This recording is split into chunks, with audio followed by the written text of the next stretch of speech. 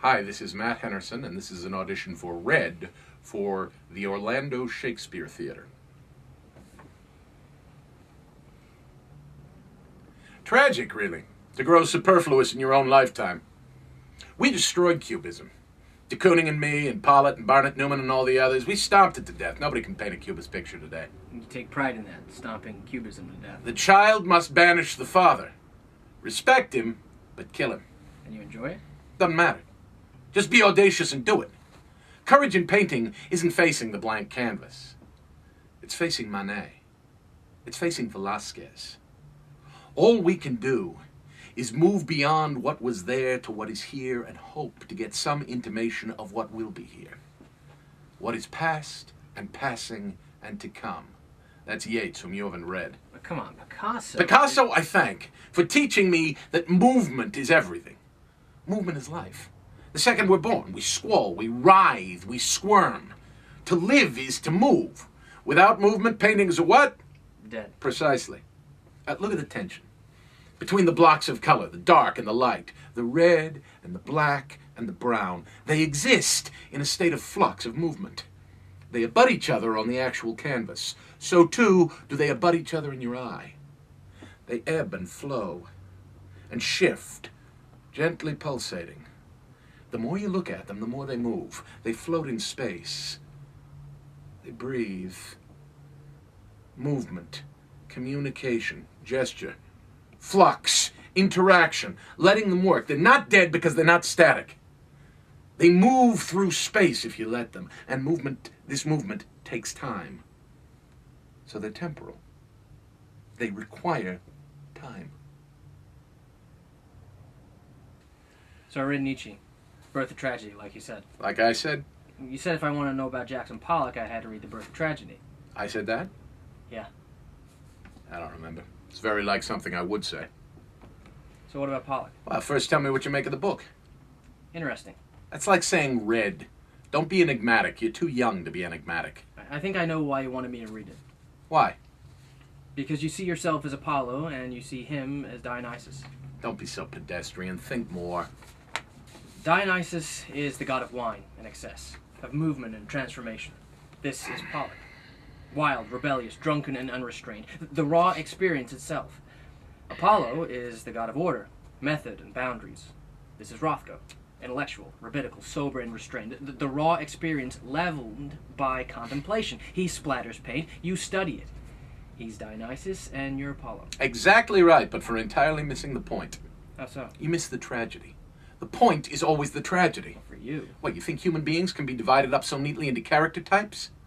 You think the multifarious complexities and nuances of the psyche, evolving through countless generations, perverted and demented through social neuroses and personal anguish, molded by faith and lack of faith, can really be so goddamn simple? Pollock is emotion and Rothko is intellect? You embarrass yourself. Think more. Maybe it's like one of your paintings. Most things are. How? Dark and light, order and chaos, existing at the same time in the same plane, pulsing back and forth. We pulse too. We're subjects of both Apollo and Dionysus, not one or the other. We ebb and flow, like the colors in your paintings, the ecstasy of the Dionysian war and the restraint of the Apollonian. Not at war. Not at war. No, it's not really conflict. More like symbiosis. They need each other. Dionysus' passion is focused, is made bearable by Apollo's will to form. In fact, the only way we can endure the sheer ferocity of Dionysus' emotion is because we have the control and intelligence of Apollo. Otherwise, the emotion would overwhelm us. So, back and forth we go, myth to myth, pulsating. And the perfect life would be perfectly balanced between the two, everlastingly at the fulcrum. But our tragedy is that we can never achieve that balance. See, we exist, all of us, for all time, in a state of perpetual dissonance. We long for the raw truth of emotion, but can only endure it with the cool lie of reason. We seek to capture the ephemeral, the miraculous, and put it on the canvas, stopping time. But, like an entomologist pinning a butterfly, it dies when we try. We're foolish that way, we human beings. We try to make the red black. But the black is always there, like the mantle in Matisse. Like the snow outside the window, it never goes away. Once glimpsed, we can't help being preoccupied with it, for the intimations of our mortality are... But still we go on, clinging to that tiny bit of hope, that red that makes the rest endurable. Or just less unendurable. That's my friend Jackson Pollock. Finally, it was just unendurable. What do you mean? His suicide.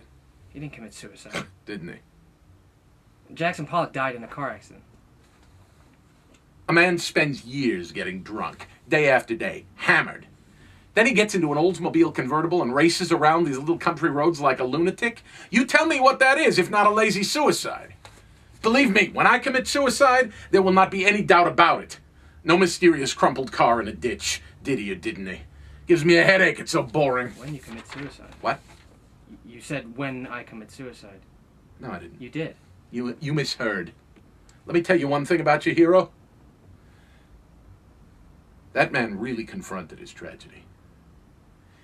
He was valiant in the face of it. He endured as long as he could, then he tried to recede from life, but how could he? He was Jackson Pollock! What was his tragedy? He became famous. Now, don't be glib. His muse evacuated. He grew tired of his form. He grew tired of himself. He lost faith in his viewers. Take your pick. He no longer believed there were any real human beings out there to look at pictures. How does that happen to a man? That you should ask how occasionally it doesn't happen. No, I mean, he's an artist. He's in Life magazine. He's young. He's famous. He's got money. That's exactly it. Now, here's a schmuck from Wyoming who can paint.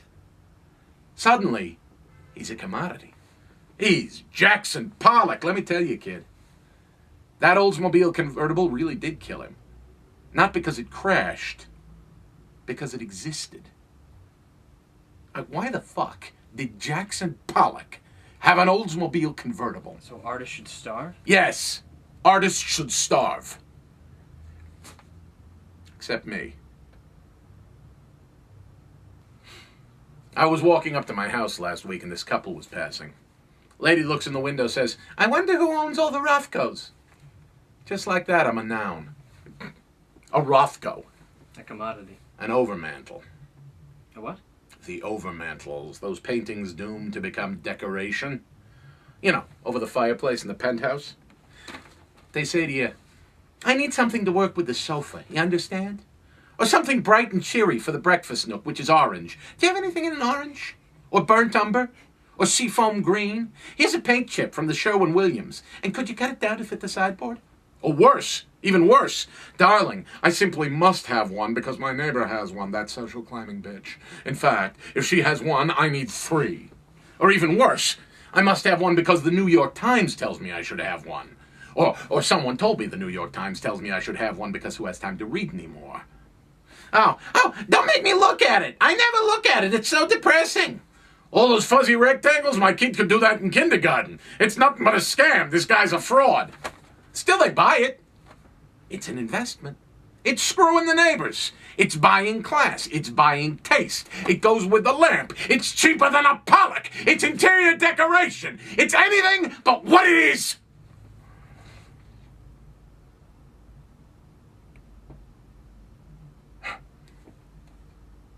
Okie dokie, let's prime this canvas.